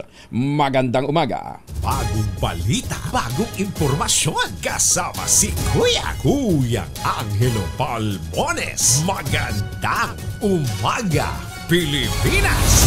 Nalansag ng mga otoridad ang 28 miyembro ng New People's Army sa inulunsad na ikawalong government-initiated encounter sa Visayas noong nakaraang buwan. Ayon kay Lieutenant General Benedict Arevalo, ang commander ng Visayas Command o BISCOM, nagdadalamhati ang Communist Party of the Philippines sa pagkamatay ng 3 nilang kasamahan noong Oktubre. 25 naman sumuko, 19 dito regular NPA combatants, habang 6 ay pawang miyembro ng milisya ng bayan. Kinaya naman 16 na supporters din ng CPP-NPA ang nag-withdraw na ng kanilang suporta sa communist group at ang akong magmamalik loob sa pamahalaan ngayong buwan. Nakakumpiska ang otoridad ng 30 mga baril, 6 na anti-personal mines nitong Oktubre. Kumapila din si General Arevalo sa mga rebelde, sa mga terorista sa buong rehiyon na magbalik loob na sa pamahalaan. Hoy! Balik ho sa 1,000 ang ating mahiwagang tunog. Mahiwagang tunog.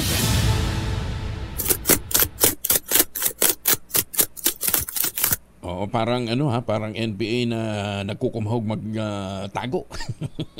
Hinahabol ng mga soldiers. Ayan, Anyway, ang iyo pong masagot, wala pa ako may bibigay na clue. Hindi pa rin ho binibigay sa ni Tunog Master. 09, padalawin niyo ang iyong masagot sa 0919-282-6485. Sundin ang tamang format po ng pagte-text, empty space, name / other / contact number / at ang inyong sagot. Isang beses lamang po maaaring mag-text sa ating text line gamit ng inyong mobile number. Yung iba talaga nag-aabang lang ng clue para makapagbigay ng kanilang sagot. 0919-282-6485. Yan ho ninyo padala nyo sagot. Malay nyo tumama.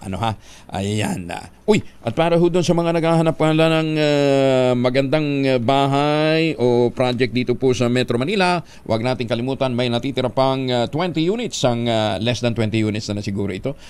Diyan po sa GA Tower 2. Proyekto po ito ng Westchester Realty.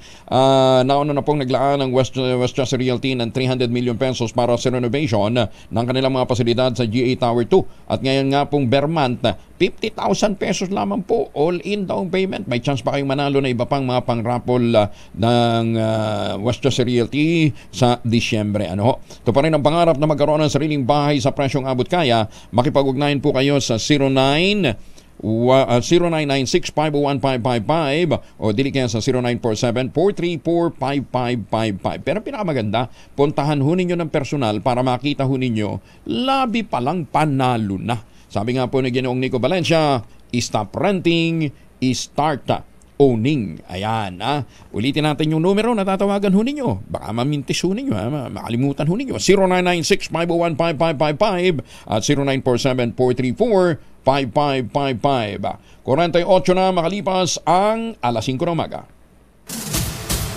Masarap pala ang lugaw sa umaga, Giselle, ano ha? Ba't pala taga nananalo si Giselle at saka si Edniel, nagtitreat ng breakfast, ayan ha? Pero masarap din siguro kung, Giselle, masarap din siguro kung ang treat mo yung kape galing sa Tunyings, pagkatapos may ensimada kalabasa. Healthy yun, ano ha? Sa Tunyings yan ha? Doon sa Tunyings, meron pa ba nun? Yung empanada, kalabasa empanada. Tsaka masarap yung kanyang kape. Pero ang masarap na agahan doon yung batutay. Kaya pag baka kayo kung nasaan kayo, punta ho kayo dito sa sa Tunyings, Katunyings, ayan ha. Teka nga pala. Batiin pala natin ng magandang umaga at happy birthday si Attorney Deo Zambrano. Attorney Deo, ikaw hindi ko kumikibo. Birthday mo pala ngayon ha. Baka gusto mo rin mag-treat sa Tunyings. Happy birthday kay Attorney Deo Zambrano at ang isa sa mga bumabati sa inyo ang maaga kong gumising din. Maaga kong bumangon si Attorney Mans Carpio. Ayan, happy birthday Attorney Deo Zambrano. Magandang umaga, Pilipinas! Sa mga taga-barangay Potrero, Malabon, lakasan ho ninyo mga radyo, nag-iikot na dyan si Sherwin Alparo. Samantala, nagsagawa ng manhunt operation ngayon ng Pasay City Police laban sa isa sa mga suspect sa pamabaslang sa bagong halal na barangay Kagawad. Kinilala ng Pasay City Police Chief na si Colonel Mario Mayanes Jr. ang biktima na si Lina Camacho, newly elected barangay councilor dyan po sa barangay 37. Naganap ang pamamaril kay Camacho noon pang Lunes na kung alas 5:35 ng hapon sa loob ng barangay hall mismo. Naaresto naman sa follow-up operation ang suspect na si Vladimir Katubay, 27 anyos lamang. Sa report ng pulisya, bumaba ng motorsiklo ang backrider na nagsilbing gunman saka lumapit sa barangay hall kung saan naroon ang biktima saka ito pinagbabaril. Namatay ang biktima habang ginagamot sa Adventist Medical Center dahil sa tinamong tama ng bala sa kanyang leeg. Dahil malakas ang kakong makinig sa DZRH, malakas ka rin sa amin. Itoto nyo na ng malakasan ang inyong radyo at makakay na ang matyempuhan ng aming roving reporter na nakikinig o nanonood sa DZRH. Instant, mananalo ka ng malakasang 1,000 pesos sa DZRH Malakas promo hatid sa atin ng kauna-unahang radyo sa Pilipinas, DZRH. Una sa Pilipinas, una sa Pilipino. May nahuli na si Sherwin Alparo. Sherwin, good morning. Hello, good morning. Nako, it's been raining in Manila na naman. Kaya naman dito tayo napunta sa may barangay Potrero sa Malabon. Kung saan, tignan mo naman, napakaganda ng view. Ang linis, para kang, ang linis-linis. Para kang nasa Baguio dahil palusong to. Itong portion na to ng bahagi ng University Avenue sa may kanto ng Banana. May tindahan. Ayan ang lakas makinig ng radyo. Eto huli-huli. Tatay, pangalan mo? Gusto Solo. Ang palagi nakikinig sa DZRH? Opo. Sino paborito yung announcer sa Umanulik? Sino? Angelo Parmones. Angelo Parmones! Dahil dyan maraming 1,000 pesos! Hindi sumasakto yung huli. Partner. Maraming salamat. Sherwin, anong pangalan ni tatay? Hosto Solo. Hosto na. Solo. Hindi doble Solo talaga hindi doble. Solo. Hindi doble. Hindi doble, nag-iisa lang yun. Solo lang talaga. Solo lang talaga. Mang Hosto, wala pang kasama. Mang Hosto, anong probinsya ho ninyo, Mang Hosto? Ano probinsya nyo? Quezon. Taga Quezon. Oragon City. Ayan, sige, congratulations Thank you. Okay, kaya naman sa mga nais manalo ng malakasang 1,000 pesos, tumutok lang sa DZRH at makakailan susunod nating winner sa DZRH Malakas promo. Ours number 6, Sherwin Bata Alfaro, tuloy-tuloy sa pagbabalita, tuloy-tuloy sa serbisyo. Sama-sama tayo, Pilipino. Dahil malakas ang kako makinig sa DZRH, malakas ka rin sa amin. Itodo nyo na ng malakasan ang inyong radyo at makakaina ang matiyempuhan ng aming roving reporter na nakikinig o nanonood sa DZRH. Instant, mananalo ka ng malakasang 1,000 pesos sa DZRH Malakas promo, hatid sa atin ang kauna-unahang radyo sa Pilipinas, DZRH. Una sa Pilipinas, una sa Pilipino. Magandang umaga sa mga taga-Malabon. Lakasan nyo lang radyo, mag-iikot pa rin dyan si Sherwin. Magandang umaga, Pilipinas! Ay, tinatanong nila, ano ba yung batutay? Gulay? Hindi ho gulay ang batutay. Longganisa po yan. Longganisa dyan po sa Nueva Ecija. Paano po? Di susunod ng 2x2 sa Tang-Isias Balita. Kuya Angel po, si Angelo Palmones, nag-iwan sa inyo na isang magandang umaga. Magtanim tayo ng kawayan para sa kalikasan at kabuhayan. Ay, at saka sa mga miyembro ho ng Society of Filipino Foresters, magandang umaga din ho sa inyo. Ang ating quote of the day ngayong araw na ito ay galing po kay Plato. Yan, isa pong Greek philosopher. Ang sabi po ni Plato, the one who learns and doesn't practice is like the one who plows and plows and plows and never plants. O ano naman daw po yung mga natututunan natin, gamitin ho natin. Isa puso ho natin. At natin isipin ang kapakanan ng ating mga kababayan. O, 5. 2x2 in just a while. -2 bago po mag-alas 6.